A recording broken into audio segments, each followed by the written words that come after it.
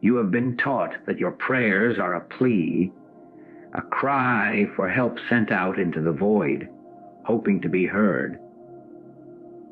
You have been told that you must work and struggle and beg for a divine intervention that may or may not come. I am here to tell you that this, all of it, is a profound misconception. The truth is, the work is not yours to do. There is a moment of supreme spiritual realization, a point of inner awakening where the seeking stops. It is the moment you truly understand the absolute, final authority and the finished nature of that statement. It is done. This is not about waiting for a future promise. It is about the shocking, present, tense recognition of a reality that already is. In this talk, we shall go beyond the words and touch the very substance of this truth. We will uncover what it means to live from this finished kingdom, and you will discover the unimaginable peace, power, and freedom that is already established, awaiting only your conscious awareness. This is the end of the journey and the beginning of a new life.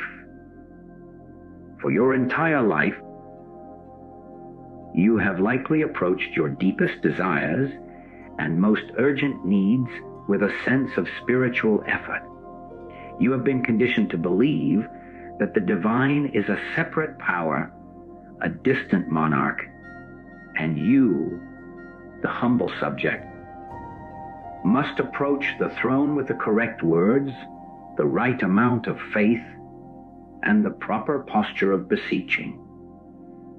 This is the great universal misconception that keeps humanity in a state of bondage, forever reaching for a God who is perceived as being just out of reach.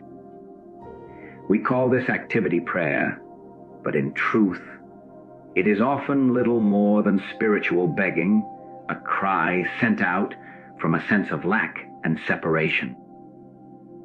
It is a transaction attempted with an infinite principle that does not operate on the laws of barter or plea. Consider the moments of your own life. A health crisis emerges, and immediately the inner cry begins, "Please, God, make this better." A financial insecurity looms, and the mental prayer is sent upward. "If you just fix this, I promise I will be better." A relationship fractures, and in the quiet desperation of the night, you send out a fervent wish for intervention. What is the common thread in all these moments? It is the underlying assumption of a schism, a belief that you are here in a problematic world and God is there in a perfect heaven, and you must somehow bridge that gap with your earnestness. This is the prayer of a servant, not the prayer of an heir. It is an activity rooted in the belief that the work of healing, providing, and harmonizing is yet to be done, and you must convince the only one who can do it to get started. But what if this entire framework is a colossal error? What if the very nature of reality is not dualistic, with you on one side and God on the other, but is instead a unified spiritual whole? The moment this truth begins to dawn, the entire structure of pleading prayer collapses from within. You see, you cannot plead with a presence that you are one with. You cannot send a request to a consciousness that is the very substance of your own being. The separate, petitioning I is the very illusion that must dissolve for the reality to appear. The prayer of the lips, born of a sense of separation, must fall away so that the prayer of the heart which is a silent recognition of what already is, can be heard. Let us take this out of the abstract and place it squarely in the middle of your daily experience. You are sitting in a doctor's office, awaiting a report that fills you with fear. The old way, the way of the misconception, is to clench your fists, tighten your brow, and repeat affirmations with a desperate intensity, trying to force a spiritual law to comply with your human will. This is still you, the separate self attempting to do a work. It is you trying to manipulate a power. Now, consider the alternative. Instead of projecting your plea outward, you turn within. You become still. You do not ask for anything to be changed, because that implies the condition has a reality and a power that God does not. You simply rest in the conscious awareness of the one divine presence. You acknowledge, in that silence, that there is only one life, and that life is God life, perfect, whole, and harmonious. You are not creating that wholeness, you are acknowledging it as the only reality. The diseased condition, from this perspective, is seen for what it is, a temporary illusion, a shadow cast by the belief in separation, having no substance or law to support its existence. The same applies to a situation of lack. The human mind sees an empty bank account and immediately launches into strategies of prayerful pleading. But the individual who has glimpsed the truth understands that supply is not a quantity of money. It is a spiritual substance, the very activity of infinite mind expressing itself.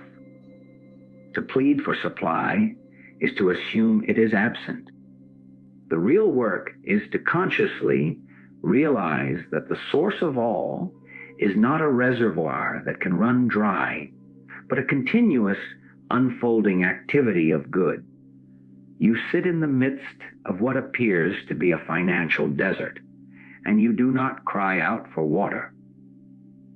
You become silent, and you acknowledge the ever-present, invisible ocean of substance in which you are already immersed. You recognize that your very consciousness is the point where this infinite substance takes form. The pleading stops because the recognition has begun. The work is not to get God to give you something, but to realize that what you seek, you already are in truth. Your oneness with the source is the eternal, unchangeable fact.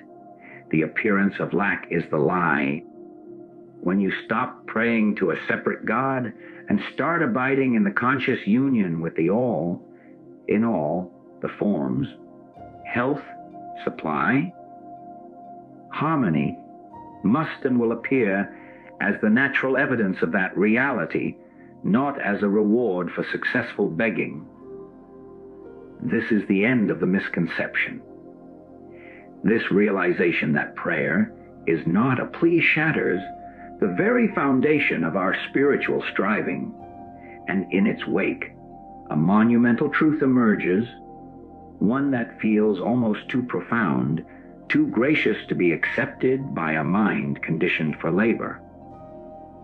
The truth is this: the spiritual work is already finished. It is done. This is not a future promise to be claimed. It is an eternal, accomplished fact to be recognized. We have been like a child straining to push against a door that is not only unlocked, but has already been swung wide open, exhausting ourselves against a resistance that is not there. The kingdom of harmony, wholeness, and infinite good is not a realm we build through our efforts. It is a finished state of consciousness into which we awaken. Consider the master painter who has completed his masterpiece. The work is done. The colors are set, the composition is perfect, the vision is fully realized on the canvas. Now, imagine a student enters the studio. The student, not yet able to see the whole, notices only a single brushstroke. In their limited understanding, they believe the work is incomplete, and they take up a brush to add their own effort. Of course, they can only mar the perfection that already exists. This is the precise metaphor for our human condition. We look at the canvas of our lives, see one small, troubling brushstroke, a sickness, a debt, a conflict, and we assume the entire work is flawed and unfinished. We then take up the brush of our own will, our own frantic planning, our own mental arguments and spiritual anxieties, and we try to fix the painting. All the while, the masterpiece of our spiritual identity, whole and perfect in divine mind, is already complete. Our only task is to put down the brush. How does this feel in the practical moments of your day? You are facing a difficult conversation with a colleague.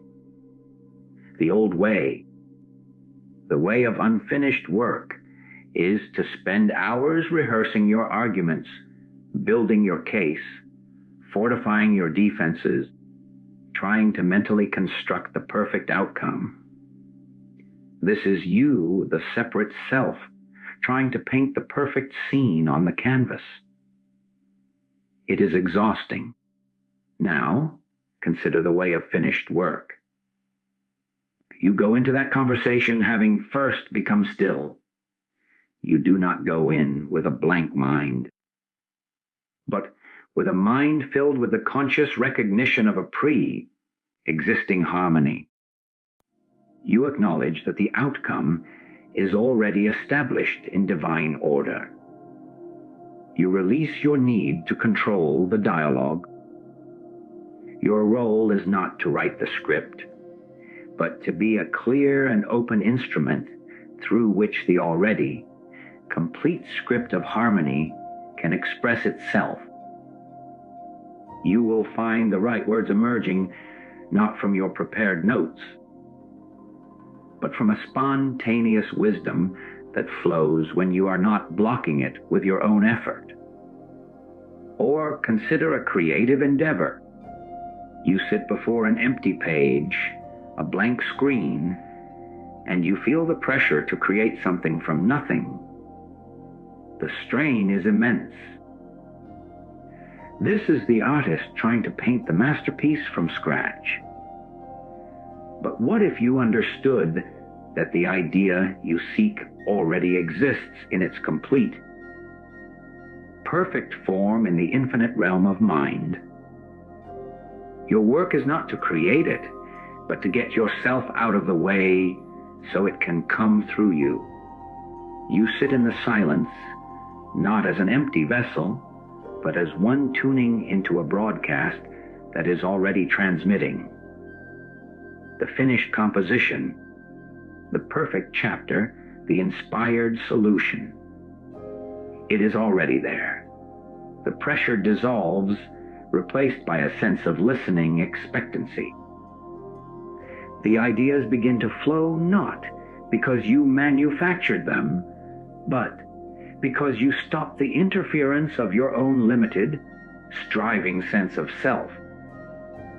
This is the great transition from being a laborer on the construction site of your own life, sweating to build a kingdom, to being a child walking into a palace that has always been your home.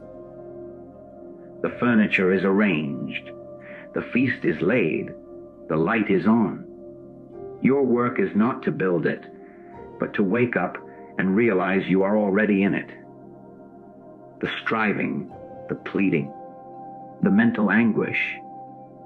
These were the dreams of being homeless. Awakening is the realization that you have never left home. The door was never locked.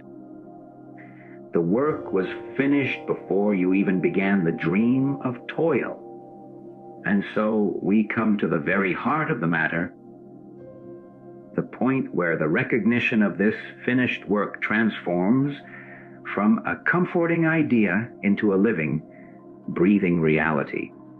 This is the moment of awakening to the is-ness of all being. It is the shift from believing in God to actually experiencing the presence of the divine as the very substance and texture of your own life, here and now. This is-ness is not a philosophical concept. It is the very ground of being upon which you stand, the very air you are spiritually breathing, the very consciousness with which you are aware of these words. To know this is to move from a faith in something external to a direct perception of what is eternally true. This is the great transition from the outer to the inner, from the visible to the invisible, from the effect to the cause. The human sense of life is always focused on the appearance. The body that feels pain, the bank account that appears empty, the relationship that seems broken.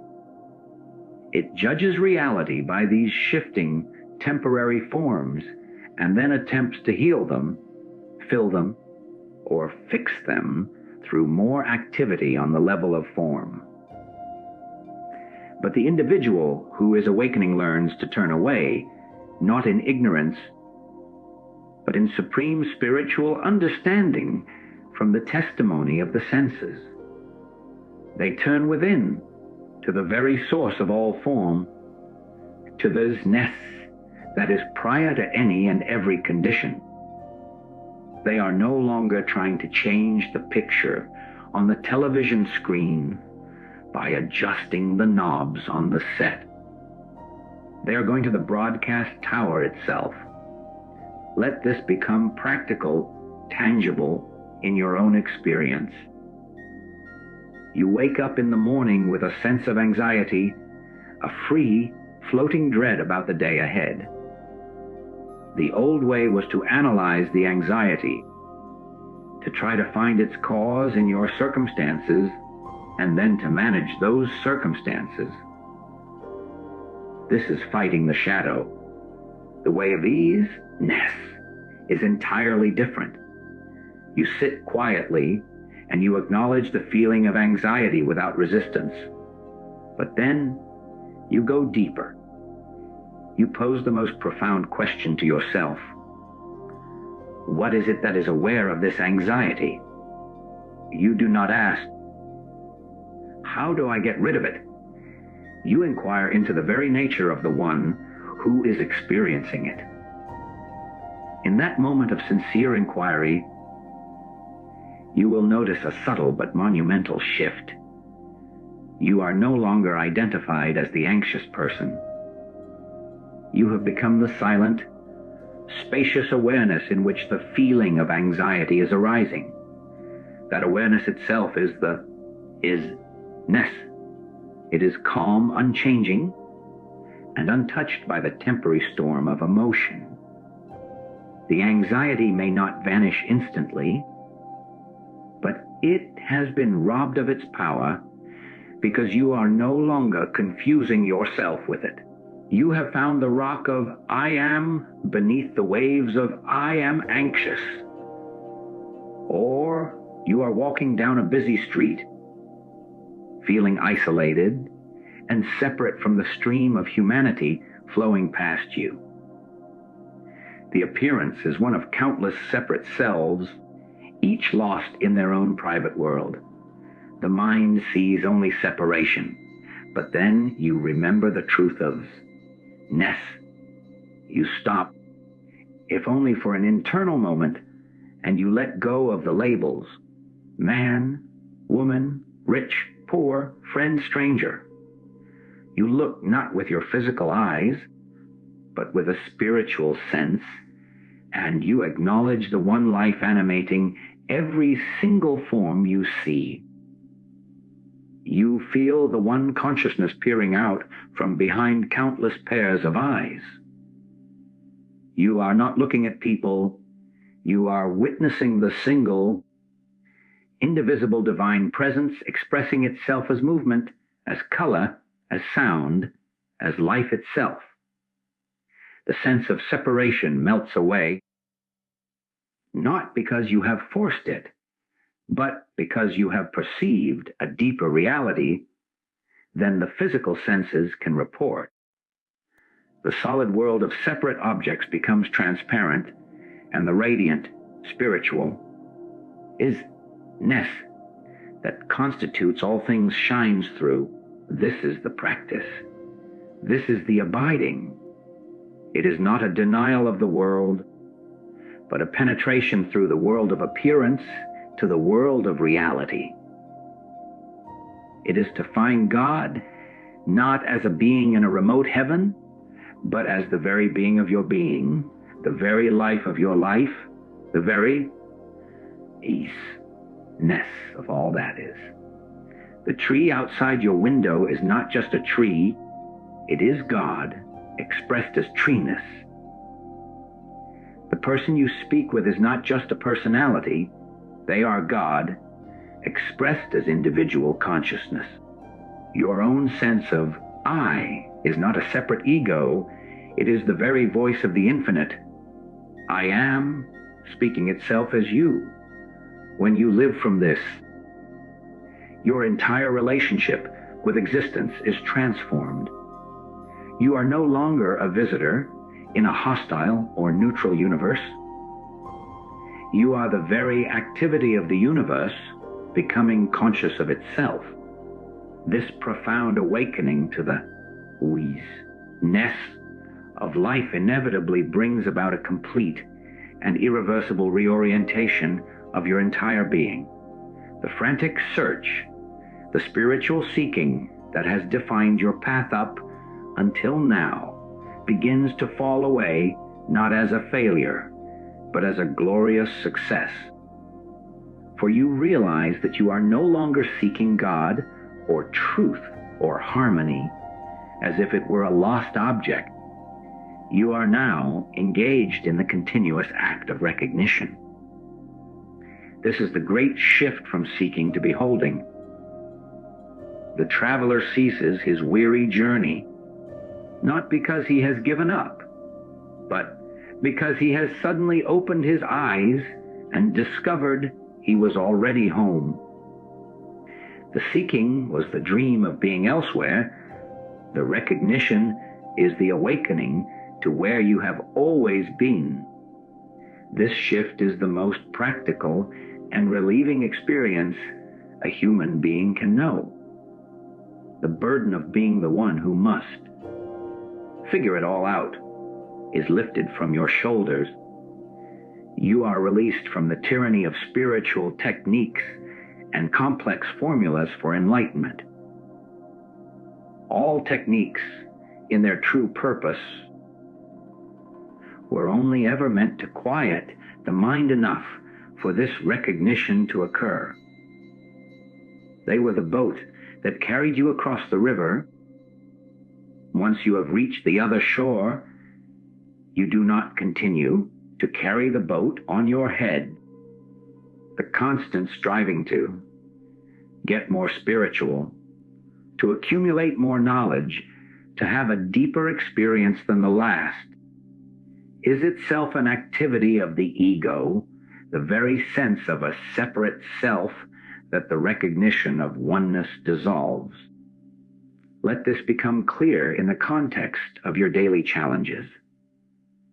Imagine you are facing a problem that seems to have no solution. A business dilemma, a family conflict, an artistic block. The seeker's approach is to actively hunt for the answer. They will read books, consult experts, lie awake at night turning the problem over and over in their mind, trying to force a solution into existence. This is the energy of seeking, and it is born from the belief that the answer is out there, separate from you, and you must find it. The one who has moved into recognition takes an entirely different posture. They understand that the infinite intelligence, which is the source of all answers, is not separate from their own consciousness. Therefore, they do not seek the answer from outside. They become still. They acknowledge the presence of this intelligence within. They rest in the quiet confidence that the solution is already known in the mind of God, and since they and that mind are one, it will reveal itself at the right and perfect time. They are not seeking a solution, they are abiding in the source of all solutions, allowing the form of the specific answer to emerge when and how it will. This applies directly to your spiritual practice itself. Perhaps you sit down to meditate with a goal, to achieve a certain state of peace, to receive a specific insight, to feel a particular sensation of divine love. This goal-oriented meditation is a form of seeking. It sets up a future achievement that you currently lack. The moment you shift into recognition, your meditation transforms. You do not sit to get anything. You sit to acknowledge what is already so. You consciously recognize the peace of God is my natural state now. The infinite intelligence is the very substance of my mind now. Divine love is the core of my being now. You are not trying to become peaceful. You are recognizing that you are the very embodiment of the peace that passes understanding, and you are letting that reality come to the surface of your awareness as the mental chatter subsides. The effort ceases. The struggle ends. You are simply beholding the truth of your own being. The same is true when you read a spiritual text. The seeker reads to acquire new information, to add another piece to their puzzle. The one who recognizes reads with a different eye. They are not looking for new truth, but for confirmation of the truth they have already glimpsed within. The words on the page resonate because they echo what the soul already knows. The external teaching is no longer an authority telling you something you do not know. It is a mirror reflecting the wisdom of your own Christ nature back to you. This is why, as this recognition deepens, you may find you need less external input, less constant stimulation from teachers and books. You are not abandoning them, but you are no longer dependent on them. You have found the wellspring within, and you can drink from it directly. The search is over, not because you have all the answers, but because you have realized you are one with the source of all answers. The rest of your life is not a quest, but a continuous, unfolding revelation of that which has always been. This recognition, this profound shift from seeking to abiding, is not an escape from the world. It is the very key that unlocks the door to living fully and powerfully within it. To live from the kingdom already established is to understand that heaven is not a location you go to, but a dimension of consciousness you live from. It is to stop trying to bring God into your problems and to instead bring your awareness to the God reality where problems, as substantial entities, have no existence. This is not a passive state of withdrawal. It is the most active and creative stance a human being can take, for you are now aligning your momentary human experience with the eternal, harmonious flow of divine consciousness. The world will present you with endless appearances of discord, lack, and sickness. The old man, the carnal mind, will react to these appearances as realities and will try to fight them on their own level. But you, having glimpsed the truth, will now do the opposite. You will not fight the appearance. You will not argue with the shadow. Instead, you will turn your gaze inward to the kingdom of harmony within your own consciousness, and you will consciously abide there. You will acknowledge the reality of the spiritual substance, the divine harmony, the infinite life that is the only true substance of all that is. You are not visualizing a better world. You are recognizing the real world that is already perfectly established behind the veil of sensory illusion. Let this principle come alive in your daily affairs. You receive a piece of news that, by all worldly standards, is bad, a financial loss, a professional setback. The human reaction is a storm of fear, anger, and frantic planning. The entire being is consumed by the appearance of loss. But you, learning to live from the kingdom, will pause. You will not deny the appearance, but you will refuse to grant it ultimate reality. You will consciously withdraw your faith from the appearance of lack and place it squarely on the truth of infinite, ever present supply. You will sit in the silence and affirm, not as a wish, but as a declaration of fact. My consciousness is one with the infinite source of all good. This appearance of loss has no power to separate me from the flow of that good. You are not trying to change God's mind. You are changing your mind about what is real. And from that settled place of inner knowing, right action will emerge. Not action born of panic, but inspired activity that flows from the infinite intelligence within. Consider a conflict in a personal relationship. The old way was to analyze who was right and who was wrong, to build your case, to defend your position. This is living from the kingdom of ego, and it always produces more separation.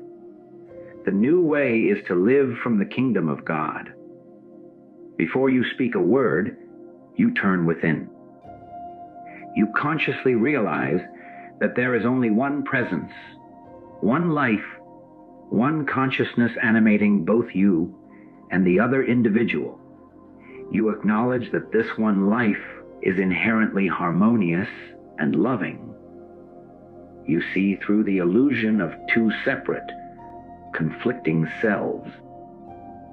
You behold the Christ of the other person, even if it is buried under layers of fear and misunderstanding. From this consciousness, your words and actions will be different. They will not be designed to win a battle, but to express the harmony you have first recognized within. You may find yourself speaking words of unexpected compassion, or you may receive a sudden insight that dissolves the conflict at its root. This is how you become a healing presence in the world. You do not heal a diseased body by focusing on the disease. You heal it by turning your consciousness to the truth of the individual's being. that they are spiritual, whole, and perfect. A pure idea in divine mind, untouched by the beliefs of the mortal world. You become a clear window for the light of this truth to shine upon them. You are not doing the healing, you are abiding in the consciousness where healing is the eternal, established fact, and that consciousness does the work. You live from the finished kingdom and the world of appearance in its own time and in its own way, must conform to the reality you are consciously knowing. This is your purpose, not to build a better life from the raw materials of a broken world, but to reveal the perfect life that has always been here, awaiting only your recognition. And so we arrive at the ultimate fruit of this entire journey, the tangible evidence in your human experience that this truth is not a philosophy, but a living reality. This is the practical piece of realized oneness. It is not a piece that the world gives dependent on circumstances being a certain way. It is a peace that comes from the unshakable knowing that, regardless of the storm raging on the surface of your life, the depths of your being are one with the infinite, silent, unchanging ocean of God. This peace is not an emotion to be achieved. It is your native state, recognized. It is the end of the inner war between your human will and the divine will, because you have come to see they were never two. This peace manifests as a profound and quiet confidence that permeates your entire approach to living. The frantic urgency that once governed your decisions begins to dissolve. The fear of missing out, the anxiety over making the wrong choice, the terror of loss, these are all rooted in the belief of a separate self navigating a hostile universe. When the sense of separation vanishes, replaced by the conscious awareness of your oneness with the source and substance of all that is, a deep, settled trust takes its place. You understand that you are not a tiny boat being tossed on a random sea. You are the sea itself, and every wave, every current, is a movement within your own vast being. This does not make you passive, it makes you immovably centered. Action flows from this center, but it is action free from the desperation of a separate ego trying to control outcomes for its own survival. Let this peace show itself in the most ordinary moments. You are stuck in traffic, late for an important appointment. The old energy would be one of frustration, gripping the steering wheel, mentally cursing the delay, your body tense with resistance to what is. This resistance is the friction of a separate will clashing with the flow of life. Now, from the place of realized oneness, you take a different inner posture.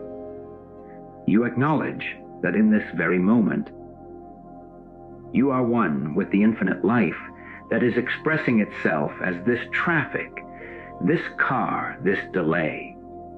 You release the mental struggle. You might even laugh at the situation, not with cynicism, but with the gentle humor that comes from knowing that the eternal, infinite, you cannot truly be late for anything that is part of the divine plan. In that surrender, a profound peace descends. The situation has not changed, but your relationship to it has been utterly transformed. You may even find that in this state of peace, new possibilities arise, a sudden opening in the traffic, a clearer route coming to mind. Not because you forced them, but because you stopped blocking the flow with your resistance. Or consider a moment of personal failure or criticism. The unawakened self receives a critical comment, and it feels like a dagger, because it is perceived as an attack on a solid, separate entity. The entire psychological structure rushes to its own defense, creating stories of resentment and justification. This is the very opposite of peace. It is in a turmoil, but from the vantage point of oneness, you can receive the same criticism without this turmoil. You are able to listen because your sense of self is no longer invested in the fragile, psychological persona being criticized. You can look at the feedback dispassionately from the silent witness within. If there is truth in it, you can accept it without self-flagellation. For you know your true identity is spirit, which is forever perfect and whole, and is simply using the experience for growth. If the criticism is untrue, it rolls off you like water off a leaf, because it cannot touch the core of what you are. There is no one there to be offended. This is a practical, liberating peace.